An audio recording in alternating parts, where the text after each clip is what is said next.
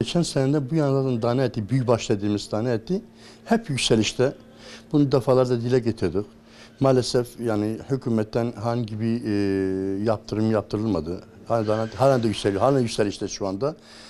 Nihayetinde küçükbaş dediğimiz kuzu eti yani fiyatları ideal değil, normal değil. Fakat yaklaşık bir aydır o da şu anda yükselişte, o da durdurulamıyor. Her gün hayvan pazarına, yani hayvan borsasına gidiyoruz. Farklı fiyatlarla karşılaşıyoruz. Her gün fiyat değişiyor. Her gün etiket değiştirmek zorunda kalıyoruz. Hem haliyle tabii ki haklı olarak tüketici buna itiraz ediyor. Dün geldik işte bu fiyattan aldık. Bugün ne oldu da yani fiyat değişti? Her gün fiyat mı değiştirilir gibisinde hep itirazlar yapılıyor. Haklıdırlar da aynı zamanda ama maalesef elimizde olmayan bir durum. Bunun nedeni ise şu an yaklaşık bir aydır küçükbaş hayvanlar Kuzey Irak'a kaçak yollarla maalesef gidiliyor ve devlet de buna göz yumuyor. Bile bile açık açık buna göz yumuluyor. Bunun nedeni bilmiyorum artık. Bu devlet politikası mıdır? Nedir? Bunu da bilemiyorum şu anda. Ama maalesef şu anda kaçak yollara her gün binlerce hayvan Kuzey Irak sınırına kaçak yollara gidiliyor maalesef. Kasaplarda şu anda 320 TL bandına gidiyor. Fakat marketlerde 350-360 TL'ye kadar da satılıyor tane eti. Kuzu etine gelince de kuzu eti şu anda 220 TL bandında. Yani kimi 215, kimi 220, kimisi 230 TL'ye kadar satılıyor. Ki bundan bir ay önce de et kilosu 180 TL'di. Kuzu eti yani küçükbaş hayvan dediğimiz 180 TL civarındaydı. Şu anda ise 230 TL'ye kadar yükseldi ve bu yükseliş devam edecek. Böyle giderse kesinlikle yani 250 de bulur, 260 de bulur yani. Maalesef eğer hükümet buna dur demese, bunun önüne geçmese, demiş şekilde o kaçak yollarını tıkatmasa, şey yapmasa kesinlikle bu fiyat 250-260 de bulabilir. Hükümet şu anda geçenlerde işte yurt dışından ithal edeceğini söyledi. Fakat maalesef o et de adil bir şekilde dağıtılamıyor. Sadece batı tarafında İstanbul gibi bölgelerde o da belli sektörlere veriliyor. Eğer tamamıyla öyle kasaplara dağıtılmış olsaydı ve bizim bu bölgeye gelmiş olsaydı ve en azından tane et değil, bir nebze olsun fiyat düşerdi. Bazen böyle gözlemliyorum. Vatandaş gelip böyle kafasını pencereden veya da kapıdan çıkarıp et fiyatını soruyor. Fiyatı öğrendikten sonra et almadan çekip gidiliyor. Ben bir vatandaş olarak ben buna vicdanen çok rahatsız oluyorum hakikaten. Yani yüksekti, çok yüksekti et. Yani tavuk eti de şu anda yükseldi aslında. Sadece o değil hani. Yani şu an beyaz et de çok yükselişte şu anda. Yani şu anda bir kilo kanat kilosu gitmiş 130-140 TL'ye gitmiş yani bir kilo kanat. Düşünebiliyor musunuz? Çok yüksek yani. Yani biz bundan hükümetten bunu istiyoruz ki kesinlikle bunun önüne geçmesini istiyoruz. Yani eğer burada Türkiye'de hayvancılık azsa bunu kesinlikle ithal etmesi gerekir. Ama ki Türkiye'nin hayvancılığı bence yeterlidir. Eğer bu sadece bu kaçak öyle dediğim şekilde sınırdan diğer devletlere giden o hayvanları durdurabilse eminim ki yani Türkiye yeterlidir.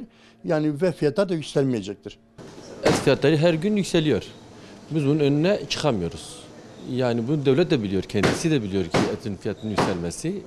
Bilinçli bir şekilde demek ki devlet kendi şeyle bunu yükseltmeye çalışıyor.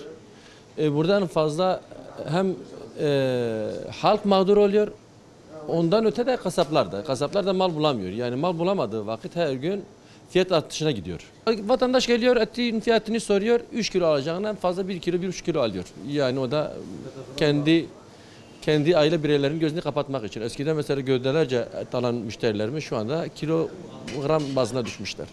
Artık kuyumcuda altın alır gibi millet de gelip kasaplarda et alacak.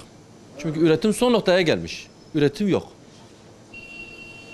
Goşt hakikaten ve zar bahaya. Yani bahate frotun millet mağdur dibe diye okuyda. Yani göç ve demesime zahzaz de bu. Davare mazın davara zahzaz ko bahabu. Hayvanı küçük barxavana ki anadolu küçük arzan bu ve avji haro fiyat da geçti be bahat be sebebi önakeji brago hayvan de sunorda de çine derva çine Irak'ı jüej hayvan kemai heye kemasai heye jüej keji goş bahat be am vena am rahatsız bin. Fiyat hali hazır barxa davara 350 milyon da geçti be 320 milyon bak kasaba li marketa 350 hatta 360 tefrotun barxa ise 220 milyon tefrotun barxa. Avcı zahbaya belirgen mehki 180 bu madde ve hali hazır bir 220 milyon fiyat zahzazede ya. Tabii ki millete mağdurdu be ego çünkü ego nikara kavatan tine rabana bikrin yani tene deve deri fiyat persin u rabana sa gerivet garin yani millet mağdur fakir mağdurdun rabana. Haliyle tabii ki millete mağdurdu be. Tuhazın ki hükümet peşya vinaki bigira en azından sonurda neyle bu hayvan harin bu hayvan bolluğu hebe go arzanici çebbe. Am ve tuhazın hükümeti bara peşya ve okey bigira bara.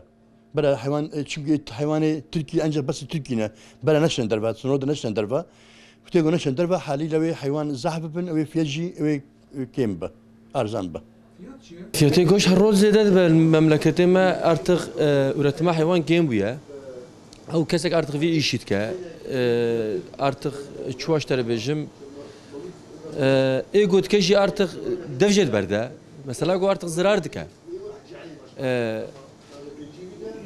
heqê şivan gram buya mesela par şivan 10 milyar hate girtin vêga şivan 30 milyar 40 milyar artık kesek xwedî dike zehmetî dibe mesela gora par pêrar her sal xelkê hate rojê godet dikerî vêga tên kîlokê dikirin ve ew te tên bazar dikin gerî vedigirin ego dikreji vaka go nafsa xob kujete mesela beka kilo gniveze bikrim ben naf zarki xo nazar ma goş keriye sen normalde o müşteriye gotatın 5 kilo godat kerin de o xala. Tamam saçma var.